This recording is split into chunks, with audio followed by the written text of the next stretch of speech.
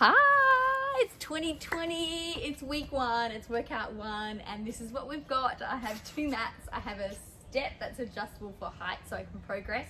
I have 1 dumbbell that I could find, 2 kettlebells, which I'm going to show you how we can use, limited stuff, and heaps of packing boxes just to make me feel like life is so raw and real. So let's get started. The first thing you're going to do is do a 5-minute buy-in. Now, by buying into a workout, it means you're ready to warm up. You're actually telling your body it's time to get moving and get warm. So however you choose to do that is up to you, but for me it's 5 minutes jogging up and down my backyard. It might be skipping, it might be on my spin bike, it might even be boxing and just moving around. But for 5 minutes you want to start getting your heart rate up so your body's ready to do some movement, and then you're going to go straight into your range of motion. So range of motion is taking your joints through their natural range. So that, again, you're trying to reduce injuries and tell your body you're ready to actually take your body through an amazing workout. So range of motion can look a little bit like this. I had the same sequence that I've used for years and years and years.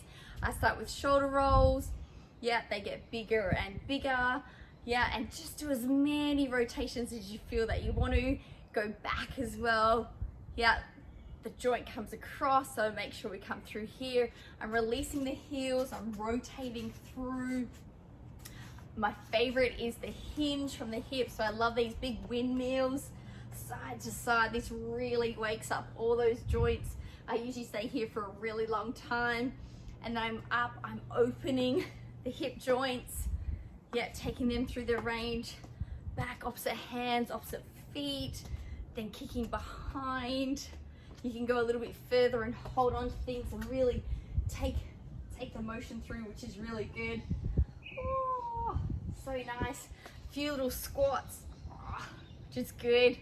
Just waking up the body, and then you're ready to go. So then it's about putting some tunes on and then getting into the moves. Okay, TABATA, 20 seconds on, 10 seconds rest. I'm gonna do it for 8 cycles. It's a high intensity interval training session. So what you want to do is have high reps, lower weight, depending on your fitness level. So if you're just starting out, a squat is absolutely perfect. And what I want you to think about when you're doing your squat is think about rotating those hips and those thighs out and then coming into your squat.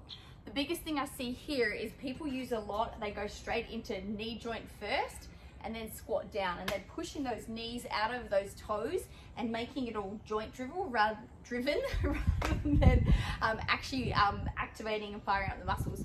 So you really want to just make sure you're either a little bit out of hip width depending on rotation. If you need to go 45 and go into more of a sumo squat, that's okay as well if you find that you've got a bit of wear and tear through the knees.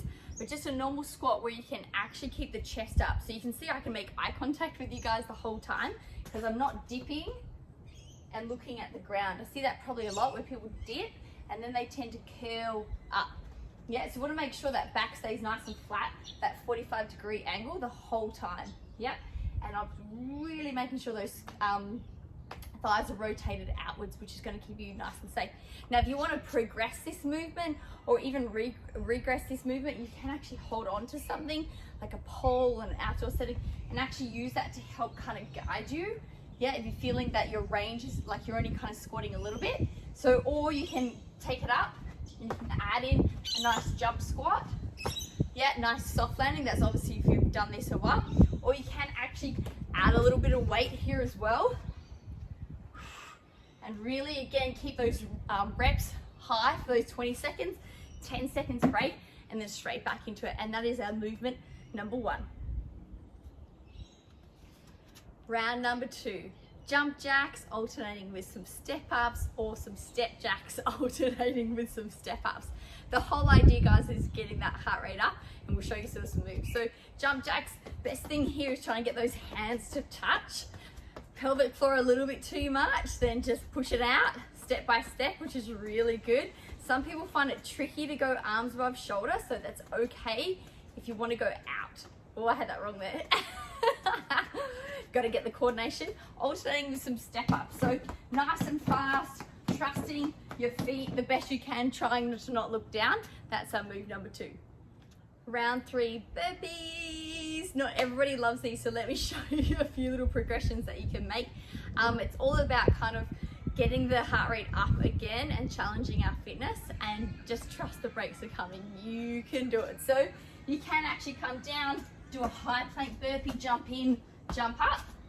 This sort of form is okay. You can actually come all the way down if you want a little bit extra challenge. Come down, do a hand release, come back up. If you want to, you can actually do an elevated step out, step up. Yeah, you'll be surprised. This hand over the head part is so good for the heart. You can actually do the step out and up. Try and find the plank. And coming up without the step as well. You can even make that step even higher if you find it a little bit tricky to get those knees underneath the body. Round 4, push-ups. Let me show you a few of the levels that you can do. We're going to do alternate 4 cycles on the right, 4 cycles on the left. If it gets too tricky, do 2 right, 2 left, 2 right, 2 left to count up your 8 cycles. Elevation allows us to get a little bit deeper, but still keeping the technique super safe. So what we can do, high level here, guys, we're going to work on 45-degree angle back on those elbows rather than the elbows coming out to the side. So up on those toes, coming down nice and low and breathing. Yeah, knees down, hips with you. Next level, or you can bring those knees under into tabletop and come down. So 2 cycles left, and then you just change to the other side to do your other cycles. And that's move number 4. You're definitely going to feel that one tomorrow. Round 5, whatever we do the front, we've got to do to the back. So we're going to go down for a renegade row. Again, you could do 4 cycles on your right arm, 4 cycles on your left, or you could do 2 right, 2 left.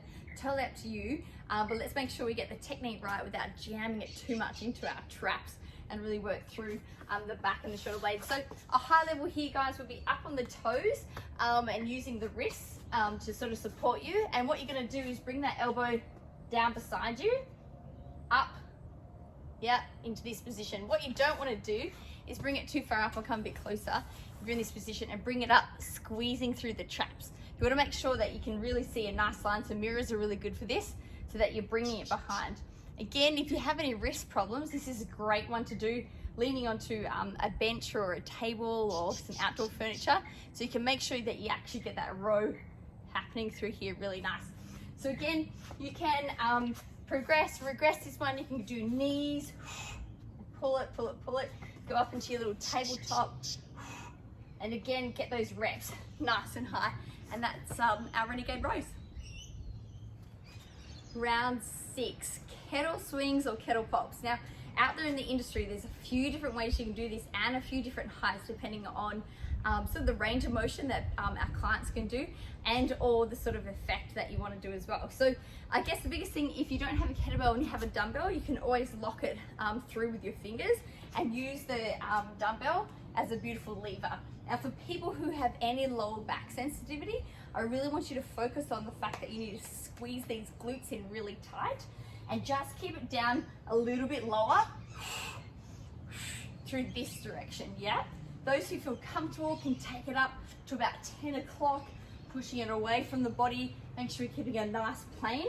And there's also another one that I super love that people really enjoy, which is the kettle pop, which is good for those, again, who want to kind of eliminate the swing if they find they don't activate that core too well with the lower back. You can actually just pop that kettlebell up and invert it. So I'm not sure if you can see the mirror in the camera, but all I'm doing is bringing it up this way, and then it ends up upside down. So bringing it straight up in front of the body. So popping it through. And I love these. I find them really, really heart rate high and super, super fun. Number 7, shoulder press. Woohoo! I've just got the one weight because I don't have 5 kilos. So I'm actually going to just do a nice close grip shoulder press through here. So I'm just going to push up and back down. So I'm kind of go around the window. Head comes through. Make sure I'm in one nice alignment, and then back down again. So yeah, what you want to do is make sure you don't push into this C curve. Yeah, too tight.